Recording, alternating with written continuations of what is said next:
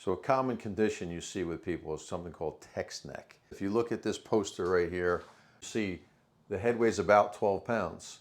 So for every inch the head goes forward, the mechanical stress goes into the lower neck, but also it can straighten the neck curve because you want that natural arch in there.